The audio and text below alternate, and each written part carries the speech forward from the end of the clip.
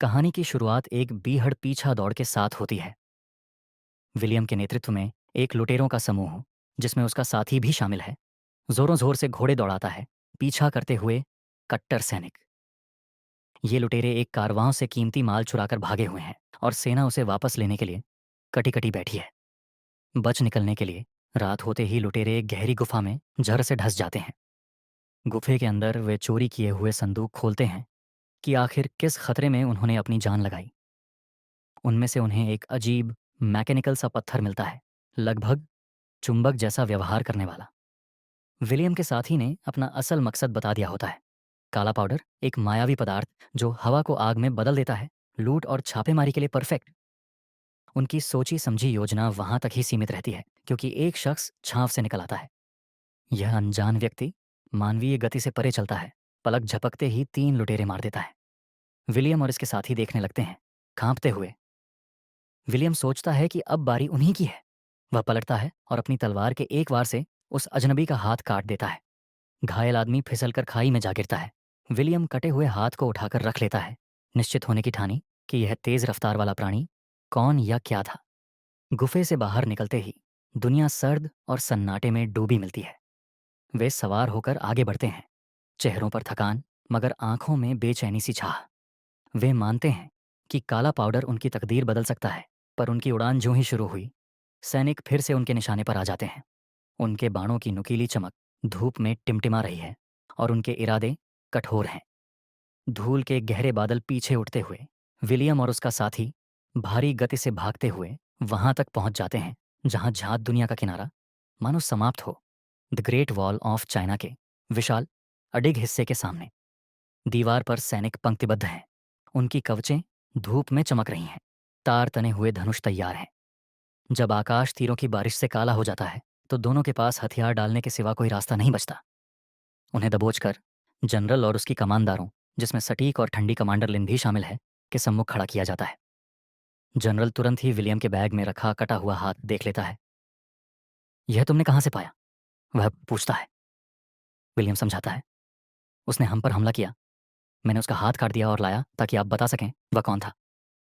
जैसे ही उनकी झोली खोलकर अंदर का सामान फेंक दिया जाता है, छुरियां, एक छोटा धनुष, कुंडी हुई तारें, अजीब सी शीशियां, कमांडर लिन उनके चारों ओर चक्कर लगाती है। उसके सवाल तीखे होते हैं। वह हाथ की अजीब तरह की छलियों, उनके तीरों के उत्तर दिशा के परों और यह कि अंधेरी गुफा में कैसे एक साफ कट हुआ, सब पर पटक पटक कर संकेत देती है। वह जनरल से कहती है। उनके जवाब मेल नहीं खाते। बाहरी लोग हथियारों और झूठ के साथ, ऐसे लोगों की सजा मौत है। जनरल जब सजा सुनाने ही वाला होता है, तभी युद्ध की ताशी गूंज उठती है, फर्श कांप उठता है। एक सिपाही दौड़ता हुआ आता है और चिल्लाता है, जनरल, हम पर हमला हो रहा है। जनरल आदेश देता है, उन्हें बाद में ताला बंद कर दो। अभी उन्हें दीवार पर ले जाओ और उन पर गश्त रखो। अगर भागने की कोशिश की तो मार डालो। पत्थर की सीढ़ियों पर घसीटते हुए दोनों आदमियों के हाथ बंधे हुए हैं और उन्हें ठंडी दीवार के सहारे बैठने पर मजबूर किया जाता है। वे हैरानी से देखते हैं कि कैसे दीवार की रक्षा सेना पूर्ण अनुशासन के साथ हरकत में आती है। रंग बिरंगे कवच, लाल, नीला, काला, सुनहरा पहने सैनिक अद्भुत सटीकता से चलते हैं, हथियार और युद्ध यंत्र तैयार करते हैं। अग्निबाण सजे जाते हैं, नगाड़े और तेज बजने लगते हैं, विशाल घेराबंदी की मशीनें तैयार की जाती हैं। विलियम विस्मित होकर अपने जवान पहरेदार से पूछता है, ये कौन है? ये रंग क्यों? सिपाही गंभीर और एकाग्र जवाब देता है, हर रंग का अपना काम है। हर रंग दीवार की ढाल में एक धार है। नीचे घाटी से एक गहरी अमानवीय दहाड़ उठती है और सैकड़ों हरी आंखें अंधेरे में चमकने लगती हैं। ये जीव, जिन्हें ताओटेई कहा जाता है, लहर की तरह दीवार की ओर दौड़ते हैं। जवान पहरेदार फुसफुसाता है, आज रात तुम देखोगे कि यह दीवार क्यों बनाई गई थी। एक विशाल सींग बजता है, अग्निबाण आकाश को रोशन करते हैं। युद्ध की शुरुआत का संकेत। शल्कधारी दानव पत्थर पर छलांग लगाते हैं, पंजे घिसते, जबड़े चटकाते। सैनिक एकजुट होकर लड़ते हैं। पुरुषों और डरावने स्वप्नों के बीच यह युद्ध देखकर विलियम और उसका साथी अपनी रस्सियों के खिलाफ जूझते हैं। उसका साथी हाँफ कर पूछता है, ये क्या चीजें हैं? पहरेदार जवाब देता है, ये ताओ टेई हैं, और अगर हम असफल हुए तो ये हम सबको खा जाएंगे। जैसे ही एक ताओ टेई खतरनाक रूप से उनके पास आकर गिरता है, दोनों कैदी अपने पहरेदार से विनती करते हैं कि उन्हें खोला जाए ताकि वे लड़ सकें। यह देखकर कि बंधे रहने पर उनकी मौत निश्चित है, पहरेदार मान जाता है और उन्हें खोल देता है। विलियम तुरंत अपनी कौशल साबित करता है। गिरे हुए धनुष को उठाकर एक ही तीर में दानव की आंख पर वार करता है। पहरेदार दंग रह जाता है। इस अफरा तफरी में विलियम का साथी एक और विदेशी को देखता है, एक अंग्रेज जिसका नाम बैलर्ड है, जिसे एक ताओटेई दौड़ा रहा होता है। वह बैलर्ड को बचा लेता है और विलियम एक और सटीक वार से उस राक्षस को मार देता है। सैनिक यह अप्रत्याशित वीरता देखकर इन बाहरी लोगों को नए सम्मान की दृष्टि से देखने लगते हैं। युद्ध के बाद ताओटेई रहस्यमय तरीके से पीछे हट जाते हैं।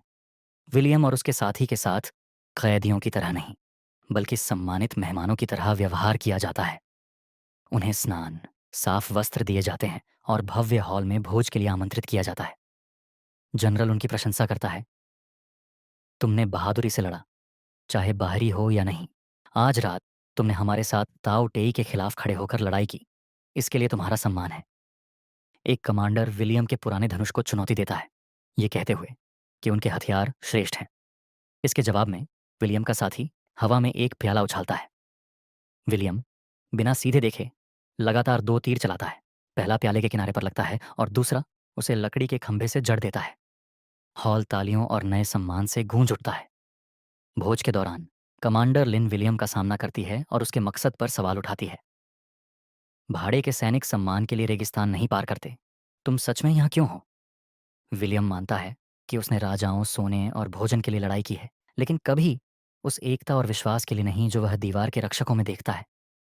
लिन संदेह जताती है और कहती है, किसी आदमी को भरोसा करना सीखना होगा, तभी वह भरोसे के लायक बन सकता है। बाद में वह उसे एक झूलते पुल पर मिलती है और अपनी सेना का मूल सिद्धांत बताती है, शिनरेन, जिसका अर्थ है भरोसा और आस्था। विलियम, जिसने हमेशा खुद और अपने धनुष पर ही भरोसा किया है, स्वीकार करता है, तो तुम सही हो, हम एक जैसे नहीं हैं। उस रात बैलर्ड विलियम और उसके साथी टोवार से मिलने आता है। वह बताता है कि उसे पता है वे काले बारूद के पीछे हैं और वह उन्हें उस पदार्थ की एक थैली दिखाता है। वह एक योजना सुझाता है। अगले ताओटेई हमले के दौरान जब पहरेदार व्यस्त होंगे, बड़े पैमाने पर बारूद चुरा लिया जाए। टोवार लालच में है, लेकिन विलियम उलझा हुआ है। उसने जो सम्मान यहाँ देखा है, उसके मुकाबले वह संपत्ति तोल रहा है जिसके लिए वह आया था। अगले दिन विलियम और टोवार को रणनीतिकार वांग के पास बुलाया जाता है। वांग ने कटी हुई हथेली और चुंबक का अध्ययन किया है। वह बताता है कि यह चुंबक एक लॉर्डस्टोन ताओटेई की रानी के साथ उनके संपर्क को बाधित करता है, जिससे वे कमजोर हो जाते हैं। यही कारण था कि विलियम गुफा में एक को इतनी आसानी से मार सका। वांग इसे हथियार की तरह इस्तेमाल करने का सुझाव देता है। विलियम एक साहसी योजना सुझाता है, एक जीवित ताओटेई पकड़ना, ताकि इस सिद्धांत को परखा जा सके। हरपून और चरखियों से उसे ऊपर खींचना, जैसे पश्चिम में व्हेल मछली पकड़ते हैं। टुवार विलियम की भागीदारी से क्रोधित हो जाता है और बाद में उससे टकराता है। यह जोर देकर कहता है कि उन्हें अगले ही मौके पर भाग जाना चाहिए। हमें भागना होगा, यही यहां से निकलने का एकमात्र रास्ता है। दीवार पर पकड़ने के अभियान की तैयारी होती है। हरपून पर नींद लाने वाला जहर लगाया जाता है और एक बड़ा पिंजरा तैयार किया जाता है। जब ताओटेई हमला करते हैं, योजना शुरू में असफल हो जाती है। राक्षस जंजीरों से छूट जाते हैं। अंतिम हरपून भी छूटने ही वाला होता है कि विलियम निर्णय लेता है। वह जंजीर पकड़कर नीचे युद्ध के मैदान में झूलता हुआ उतरता है और दानव को बांधने की कोशिश करता है। जमीन पर वह जल्दी ही गिर जाता है। विलियम के आपात संकेत तीर देखकर टोवर बैलर्ड की अवहेलना करता है और अपने दोस्त के साथ लड़ने के लिए नीचे कूद जाता है।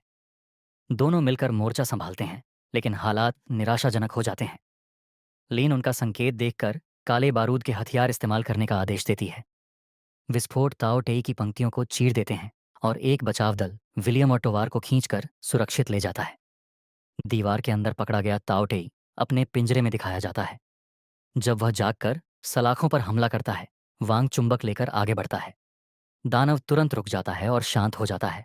सिद्धांत सही साबित होता है, लेकिन शाही दूत शेन जिद्द करता है कि इस प्राणी को राजधानी में सम्राट के पास ट्रॉफी के रूप में ले जाया जाए। वांग की यह चेतावनी अनसुनी करते हुए कि यह बहुत खतरनाक है, दूत उस पिंजरे वाले राक्षस के साथ रवाना हो जाता है। यह मानकर कि अब विलियम इस उद्देश्य के प्रति समर्पित है, टोवार बैलर्ड की भागने की योजना में शामिल हो जाता है। जब नए ताओटेई हमले का संकेत देने वाले अलार्म बजते हैं, बैलर्ड अपना छुपाया हुआ काला बारूद इकट्ठा करता है। विलियम उन्हें रोकने की कोशिश करता है, लेकिन वे उसे दबोच लेते हैं, बांध देते हैं और ऐसा दिखाते हैं मानो वह भी उनके भागने में शामिल हो। इसी बीच वांग और लिन भयावह सच्चाई खोज लेते हैं। ताओ टेई ने रणनीति बदल दी है। दीवार के नीचे सुरंगें खोद डाली हैं। मुख्य झुंड पहले ही निकल चुका है और राजधानी की ओर बढ़ रहा है। लिन लौटती है और देखती है कि विलियम पकड़ा गया है। यह मानते हुए कि उसने उन्हें धोखा दिया है, वह ठंडे स्वर में उसे कैद करने का आदेश देती है। एक सैनिक के समझाने की कोशिश को भी अनसुना कर देती है। तब वांग एक हताश योजना प्रस्तुत करता है। सेना के प्रयोगात्मक गर्म हवा के गुब्बारों का उपयोग कर राजधानी तक किसी भी घोड़े से तेज पहुंचना। लिन सहमत होती है। उन्हें तैयार करो, हमारे पास और कोई चारा नहीं है। भागने के दौरान बैलर्ड टोवार को धोखा देता है। उसे पहाड़ों में छोड़कर काले बारूद के साथ खुद निकल जाता है। बैलर्ड की जीत ज्यादा देर तक नहीं टिकती। वह एक कबीले के हाथों पकड़ा जाता है, जो बारूद की शक्ति से अनजान होकर उसे अपनी आग में डाल देते हैं। रिजल्टिंग विस्फोट में बैलर्ड समेत सभी मारे जाते हैं। टोवार को बाद में शाही सेना पकड़ लेती है। राजधानी में आपदा घट जाती है। दरबारी कैद किए गए ताओटेई के प्रति उत्सुक होकर उसके पिंजरे से चुंबक हटा देते हैं। दानव तुरंत आजाद हो जाता है, अपने रास्ते में आने वाले सभी को मार डालता है और महल को अराजकता में धकेल देता है। लिन, वांग और अब जरूरत के कारण मुक्त किए गए विलियम गुब्बारों में बैठकर राजधानी की ओर उड़ते हैं। हवा से वे देखते हैं कि शहर ताओटेई से भरा है, जिनका नेतृत्व एक विशाल रानी कर रही है। वे एक हताश योजना बनाते हैं। एक ताओटेई को पकड़ना, उसके शरीर पर काला बारूद बांधना और भोजन से उसे रानी की ओर मोड़ना। फिर विलियम एक जलता हुआ तीर चलाएगा, बारूद को विस्फोटित कर रानी को मार देगा और सिद्धांततः पूरी भीड़ को निष्क्रिय कर देगा। वे राजधानी के भीतर लड़ते हुए एक ऊंचे टॉवर तक पहुंचते हैं।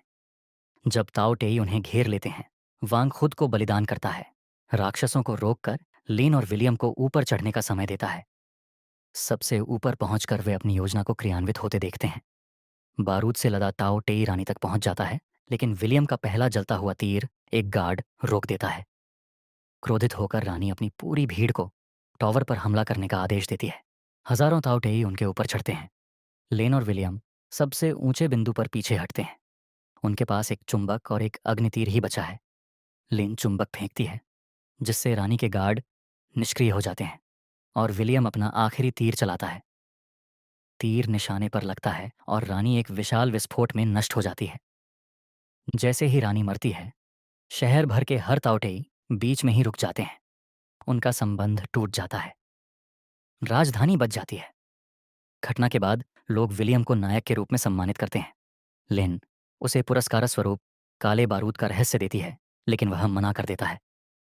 मुझे इसकी जरूरत नहीं, वह कहता है। वह केवल टोवार की रिहाई मांगता है। लिन सहमत होती है और दोनों साथी दीवार को छोड़कर सवारी करते हुए निकल जाते हैं।